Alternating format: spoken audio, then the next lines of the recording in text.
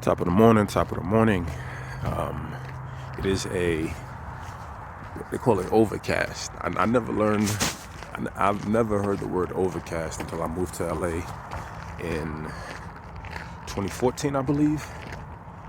From New York, coming from the city of New York, it's always been partly cloudy. I think overcast is something new. Um, anyway, I love the way life comes around and how life circumstances just kind of align with whatever's going on. Like when you're going through your journey, when you're doing your work, when you're healing, growing. One of the most important parts for me has always been the reflection aspect. Hold on, let me work this camera. Yeah, I just recorded for like 5 minutes and it didn't save. That's just how it is sometimes. So it's a good reset, and I'll just speed the story up. Value, man, and self-reflecting on value and where you are in life. I have like two good stories I want to share that I think are important for understanding value, understanding again that ain't nothing free. I'm not here to offer anything for free, and I'm not here to take anything for free. If you put work into something, I want to reciprocate that however I can and show you that your work has value.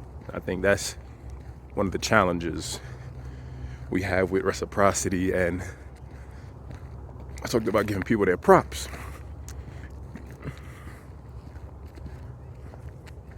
Don't ever let anyone tell you that you don't have value, man. Don't ever let anyone tell you have value, especially when throughout the process they haven't honored their worth, or especially when during the process they haven't held up their end of the bargain. Don't let people who don't honor their social contracts tell you that you're the problem.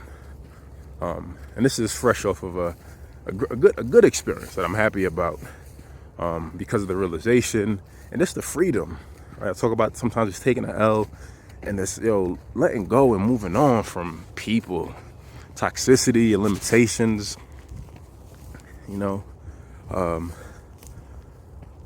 Value, man. Value. You define your value. You set the tone for your value. People are gonna tell you don't have value because of their ego. And when you tell them, when you try to correct them or inform them, like, hey, but you remember this, and this, what are they gonna do? Their ego has conditioned them to never see themselves as being wrong.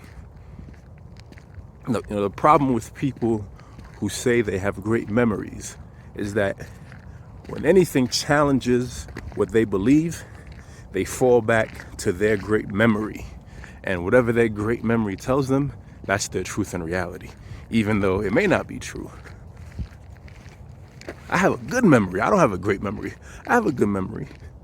Certain things that I remember that are very vivid in my life. But I never let my memory define the experience for myself and other people.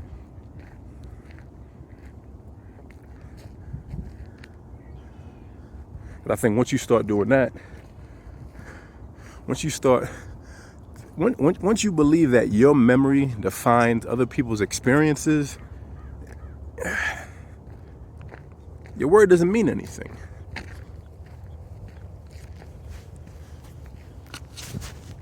I've walked out of 2 jobs in my life because of not feeling valued. But also just being in a better place and knowing that I needed more and knowing that I needed to switch things up. It's time to move on. First one both times were stock jobs. I don't like working stock. I'm a front of house person. I love retail. Love working on the sales floor. Love being a cashier. Love just, solving people's problems. That's what this is for me, right? I started in retail, but I've transitioned that energy and that space into wanting to do this. Instead of helping people buy things, help people, live their life, help people heal, help people redefine their life experience. Self-awareness is knowing what you innately love doing and finding a way to profit off of it. Talked about thinking about just going back into customer service, man. Just finding a nice remote customer service job that I can do from home. Something that fulfills me every day. Mostly looking into nonprofit work, but yeah, man, I'm in a different headspace. First time was the retail job. We had this water pipe burst, and working stock. We had fire in our ass, man. To rush and save all the clothing just to make sure nothing was damaged. 2 weeks later, we had a staff meeting, and the district manager, she thanked the sales staff for the work they did, and talked about numbers and projections and all that. No one even thanked the stock staff for the work they did, man. No one thanked the stock for, again, the fire they had and trying to save clothing so that the sales staff could have what they needed. And I was like, they don't have reciprocity, right? Can't even offer a thank you. That would have been enough for me. Shout out to the stock team. 2 weeks later, I called and said, I'm not coming in no more. I'm okay. And granted, I was going through my own stuff, drinking, depression, D&D, drinking and depression. Second time was stock again, like I said. And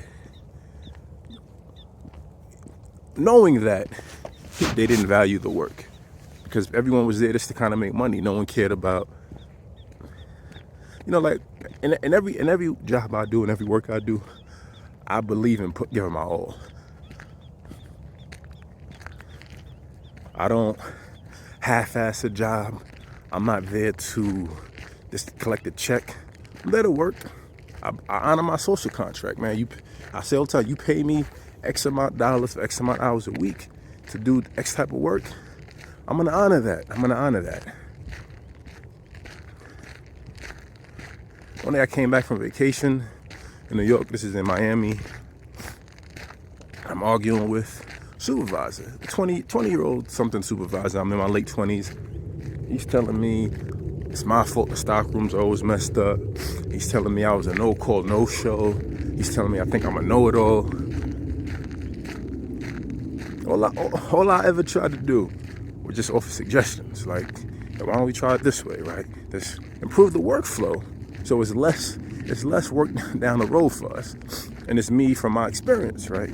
But don't try to outshine the master, right? When a master has a weak ego, they fault you. It was my fault the stock room was messed up. I hadn't been there for 4 days. I was a no-call, no-show, but I requested that weekend off 2 weeks ago. The manager approved it, but on the schedule she had me working, and when I approached her, she apologized and said she'd fix it. I was a know-it-all. But he didn't know anything. He didn't know what was going on, right? So maybe as a supervisor, he should have worked on being a know-it-all too. So I'm arguing. Usually I don't argue. So usually I just take the L and move along, but I was in a different headspace. I know I had value. I started writing for the first time. I know I had value. I know I had more to offer. So I'm standing there looking at these 20-year-olds argue with me. And I said, nah, this isn't what my life is supposed to be. I'm not here for that. And I said, all right, I'm out. And I walked off. And that was that, man. And I have never felt more freer since then. Take that out. Take the risk. Right? I took the risk. Realistically, I couldn't afford it at the time. But I believed in my value and knew that something would pan out. And things just kept panning out for me. That's what my life has always been. Every time I move forward, every time I had the realization that, this doesn't honor me. This doesn't honor my values. I'm honoring my social contract and other people aren't. It's time to move on.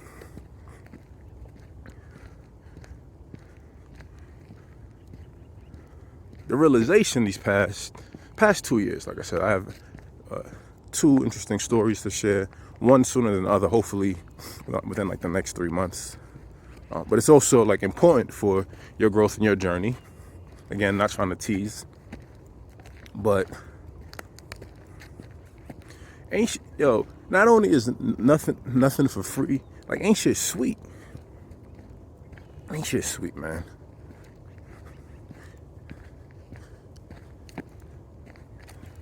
Having a conversation with someone who lacks the ability to honor the social contract. I have a good memory. They have a great memory, but I have a good memory. And my good memory, every time they spoke, my good memory was like, yeah, that's not true though. Yeah, that's not what you said originally though, right? They switched their story up just to kind of fit the narrative and the message they're trying to sell. Why would I want to communicate with someone like that? Why would I want to invest my time into someone like that? I'm all right. Like I said, sometimes I say I'm all right. I'm all right. I'm all right means I'm good on you. I don't need your energy. I don't need your time. I'm okay. I'm okay.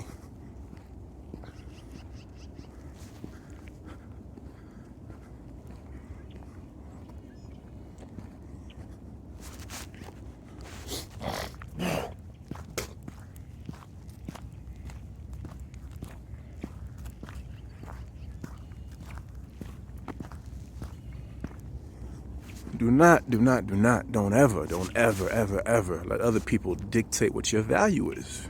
Again, especially people who don't honor social contracts. That's what those 2 job experiences were for me. I come here every day on time. I don't complain. I work my ass off. I see other people not working, but I see that they're more friendly and fun. So that's what you value. You don't value a hard worker. You value friendship, right? Some people go to work for friendship. That's not what I'm here for. I'm here to get the check. I'm here to get the bag. But I'm here to honor. And once I'm in a situation where someone isn't honoring their social contract, I'm out. And I think that's what the standard needs to be more. And I understand it's difficult because of life situations. I didn't have a second job lined up when I quit that job in Miami. I just moved into another apartment. I just believed like, yo, I'll figure it out. I'd rather struggle and figure it out than be here and feel devalued and feel like no one cares about me or my time. That's what it is sometimes. What's more important? Sometimes the money has to be more important, right? Sometimes you suffer in silence and you just deal with it. You just deal with it, man, because that's just your only option. But since I had the passion in writing, like newly realized, I was like, I'm better than this. Better than arguing with people at work. And I'm better than this energy of not feeling valued. Like I say, it panned out and it worked out in the long run.